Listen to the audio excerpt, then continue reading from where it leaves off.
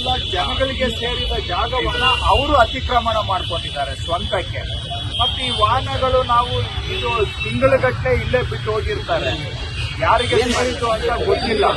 ಇದರಿಂದ ಬೆಂಗಳೂರಿಗೆ ಜನಕ್ಕೆ ಓಡಾಡೋದಕ್ಕೂ ಕಷ್ಟ. ಮತ್ತೆ ಸಾರ್ವಜನಿಕರಿಗೆ ಸೇರಿದ ಜಾಗ ಅವರು ಸ್ವಂತಕ್ಕೆ ಅತಿಕ್ರಮಣ ಮಾಡಿಕೊಳ್ಳೋದು ಕೂಡ ಕಾನೂನು ಉಲ್ಲಂಘನೆ. ಇದಲ್ಲದೆ ಎಲ್ಲಂದ್ರೆ ಅಲ್ಲಿ ಗಾಡಿಗಳನ್ನ ಬಿಟ್ಟು ಆಕ್ಸಿಡೆಂಟ್ಗಳು ಆಗ್ತವೆ. ಆಮೇಲೆ ನೋಡೋದಕ್ಕೂ ಕೂಡ ಬೆಂಗಳೂರು ಅಸಹ್ಯವಾಗಿ ಕಾಣಲಿಕ್ಕೆ ಇದು ಒಂದು ಕಾರಣ. ನಾನು ಕಳೆದ 15 ದಿನಗಳ ಹಿಂದೆನೆ ಇದನ್ನ ಸಾರ್ವಜನಿಕವಾಗಿ ನಾವು ಎಚ್ಚರಿಕೆಯನ್ನ ಕೊಟ್ಟಿದ್ವಿ. ಈ ಬೀಡಾಡಿ ಗಾಡಿಗಳನ್ನ ನಾವು ನಿರ್ಮೂಲನೆ ಮಾಡೋ ಕಾರ್ಯಾಚರಣೆ ಮಾಡ್ತೇವೆ ಅಂತ. ಆದ್ರೂ ಕೂಡ ಜನ ಏನು ಅದಕ್ಕೆ ಕ್ಯಾರೆ ಇಲ್ಲ ಅನ್ನೋ ರೀತಿಯಲ್ಲಿ ಗಾಡಿಗಳನ್ನ ಅಲ್ಲೇ ಬಿಟ್ಟಿದ್ದಾರೆ. ಪೊಲೀಸ್ ಇಲಾಖೆಯವರು ಈ ರೀತಿಯಾಗಿ ಸುಮಾರು 1581 ವೆಹಿಕಲ್ಸ್ ರಸ್ತೆ ಬದಿಯಲ್ಲಿ ಈ ರೀತಿ ಬಿಟ್ಟಿರುವಂತಹದನ್ನ ಅವರು ಈಗಾಗಲೇ ಗುರುತಿಸಿದ್ದಾರೆ.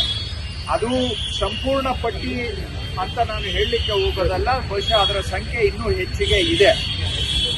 ಅಂತ ಗುರುತಿಸಿರುವಂತಹ ವೆಹಿಕಲ್ಸ್ ಈಗ ಇವತ್ತಿಂದ ನಾವು ಅದಕ್ಕೆ 1 ವಾರದ ನೋಟಿಸ್ ಅನ್ನ ಅಂಟಿಸ್ತಾ ಇದ್ದೇವೆ.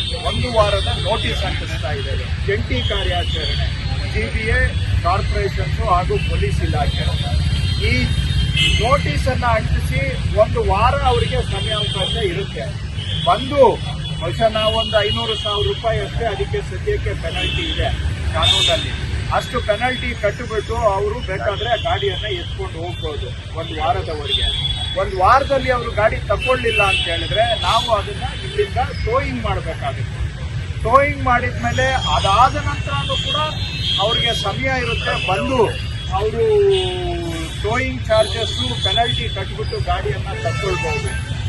ಇಲ್ಲ ಅಂತ ಹೇಳಿದ್ರೆ ಟೋಯಿಂಗ್ ಮಾಡಿದ್ಮೇಲೆ ನಾವು ಅದನ್ನ ಪೇಪರ್ ಅಲ್ಲಿ ಒಂದು ನೋಟಿಸ್ ಕೊಟ್ಟು 15 ದಿನ ಕಾದು ಆ ನಂತರ ಅವುಗಳನ್ನ ಆಕ್ಷನ್ ಮಾಡ್ತೇವೆ. ಅದನ್ನ ಆಕ್ಷನ್ ಅಲ್ಲಿ ಯಾರು ಬೇಕೋ ಪಾರ್ಟಿಸಿಪೇಟ್ ಮಾಡಿ ಅದನ್ನ ಆಕ್ಷನ್ ಅಲ್ಲಿ ಕೊಂಡ್ಕೊಳ್ಬಹುದು. ಈ ರೀತಿಯಾದಂತ ಒಂದು ಕಾರ್ಯಾಚರಣೆಯಿಂದ ಇವತ್ತು ಆರಂಭ ಮಾಡಿದ್ದೇವೆ. ಇವತ್ತು ನೋಟಿಸ್ ಅನ್ನ ಅಂಟಿಸಿ ಆ ವೀಲ್ಗೆ ನಾವು ಲಾಕ್ ಅನ್ನ ಹಾಕಿದ್ದೇವೆ. ಅವರು ಗಾಡಿಯನ್ನ ತೆರವು ಮಾಡ್ಲಿಕ್ಕೆ ಆಗುದಿಲ್ಲ ಅಂತ ನಾನು ಪೊಲೀಸ್ ಇಲಾಖೆಯವರಿಗೆ ಹೇಳಿದ್ದೇನೆ. ಇದು ಪದೇ ಪದೇ ಇಲ್ಲಿಂದ ತೆಗೆದ್ಬಿಟ್ಟು ಹೋಗಿ ಇನ್ನೊಂದು ಕಡೆ ಹಾಕಿದ್ರೆ ಅಂತವುಗಳನ್ನ ಗುರುತಿಸಿ ಅವಕ್ಕೆ ಸ್ವಲ್ಪ ಸಿವಿಯರ್ ಪೆನಾಲ್ಟಿ ಹಾಕೋದಕ್ಕೂ ಕೂಡ ಒಂದು ದಾರಿಯನ್ನ ಹುಡುಕ್ಬೇಕು ಅಂತ ಹೇಳಿದ್ದೇನೆ.